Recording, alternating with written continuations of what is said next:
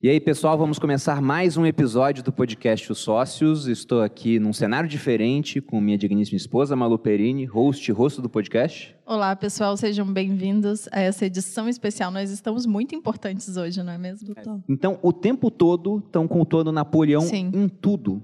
E como eu disse, tudo que dava errado era tanto culpa do Bola de Neve. que eles escrevem Napoleão em tudo quanto é canto. Começa a botar retratos dele. Fazem poemas. Tem um poema que eu abri aqui, que foi o porco mínimo que fez ao Napoleão. E aí depois ele foi pintado na parede do celeiro, porque é uma obra-prima, né? É assim, ó. Ele tinha vários títulos, Napoleão, também. Eles começaram a dar algumas alcunhas para ele, né? Primeiro que era sempre o camarada Napoleão, mas quantas alcunhas, eu tenho aqui algumas, ó. O pai de todos os bichos, terror da humanidade, amigo dos pintainhos. Pintainho é uma palavra tipo para pintinho, filhote, né? E tinha o poema dele, que era o seguinte... Vai, amor. Amigo dos órfãos, fonte da felicidade, senhor do balde de lavagem, ó, minha alma arde em fogo quando eu te vejo, assim calmo e soberano, como o sol na imensidão, camarada Napoleão.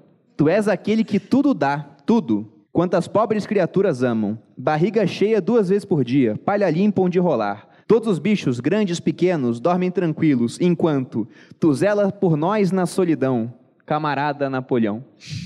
Tivesse eu um leitão, e antes mesmo que atingisse o tamanho de um garrafão ou de um barril, já teria aprendido a ser, eternamente, um teu fiel e leal seguidor. E o primeiro guincho que daria meu leitão seria, camarada Napoleão. Aí ele gostou do poema e decidiu escrever numa parede do celeiro também, para que todos os bichos pudessem ver o poema.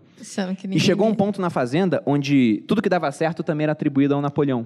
Não, mas vale dizer que aí depois os porcos começaram a se reproduzir também, né? Não, na verdade, o Napoleão era o único porco não castrado da fazenda.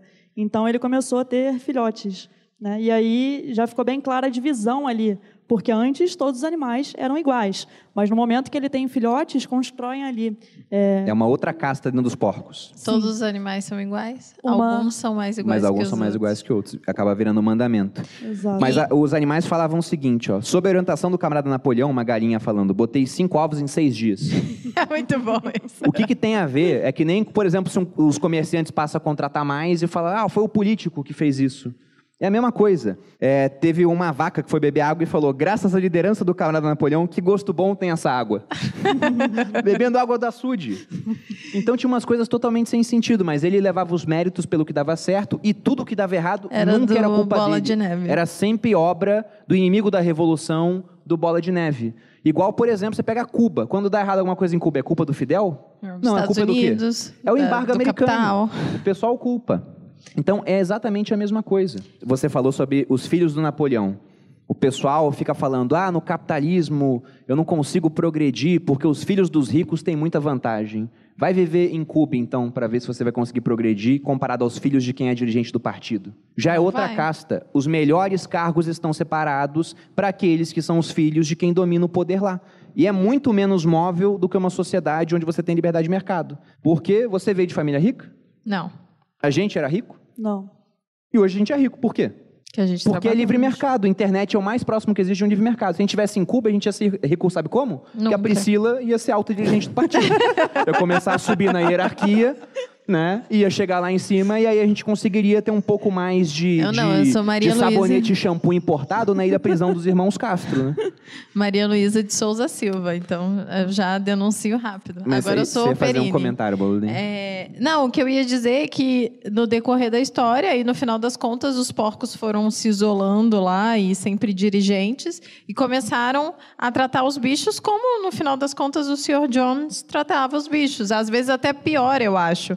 Porque eles acabavam não dando, né, os suprimentos necessários e o Sr. Jones, querendo ou não, ele tinha lá a ideia de que o porco, o bicho lá, sei lá, a vaca precisa de tanto para produzir leite e ele precisava do leite para fazer a comercialização. Então, ele tinha uma noção de quanto o bicho precisava. E já nessa nova configuração que se fez, os porcos começaram a ter todas as maçãs, né, todo o leite. Com todas as maçãs e com todo o leite. Tem um ponto curioso quanto a isso, que foi quando ele começou a fazer comércio, ele tinha combinado, se não me engano, com o Sr. Wimper, a comercializar 400 ovos Das galinhas, exatamente. Todas as semanas. Só que as galinhas, lá lembrando daquele discurso do Major, elas não concordaram com aquilo, porque uma das coisas que o Major falava também era o seguinte: vocês colocam os ovos e não conseguem nem chocar. Vocês os pintinhos de vocês não são seus. Não existem. Então, a partir do momento que a gente expulsar os humanos, isso vai acabar também. E aí depois vem Napoleão fazendo comércio ali com os ovos. Então, elas se rebelaram. Elas ficaram ali colocando os ovos em outros lugares e Napoleão tomou uma medida que era cortar a ração das galinhas. E quem desse comida a elas teria uma pena de morte. Então, depois de alguns poucos dias, né, porque as galinhas não aguentavam, algumas morreram, as outras voltaram e começaram a pôr os ovos no lugar certo. A pôr os ovos. Só que depois, né, no decorrer da história, como tudo que dava errado era culpa de Bola de Neve, e tinha ali no discurso de Garganta, né, vindo de Napoleão, que existiam agentes infiltrados de Bola de Neve ali na fazenda. E quando Napoleão ali falou que não iam acontecer mais os encontros de domingo, as reuniões, para que as coisas fossem colocadas em votação, 4 porcos deram uma pequena rebelada ali. E depois, quando vem com essa questão, né, dos infiltrados de Bola de Neve, né, esses porcos ficaram ali na frente de todos para confessar o que eles tinham feito. E aí confessaram, sim, que eles tinham contato com Bola de Neve, que ele fazia coisas a mando de Bola de Neve, e todos eles morreram confissão, ali na hora. Né? E todos eles morreram ali na hora. Não só eles, morreram seguida, também galinhas morreram, outros animais morreram, e é até curioso que a galinha falou que Bola de Neve veio através de um sonho, determinando que ela não cumprisse as ordens de Napoleão de entregar os seus ovos. E aí a galinha foi morta. O Napoleão falou, quem mais está junto nesse complô, confesse. Aí tinha as galinhas, as revolucionárias que não queriam entregar os próprios ovos, tinha esses 4 porcos, teve um ganso e uma ovelha que falaram, e as galinhas falaram. O Bola de Neve apareceu em sonho, incitando a gente.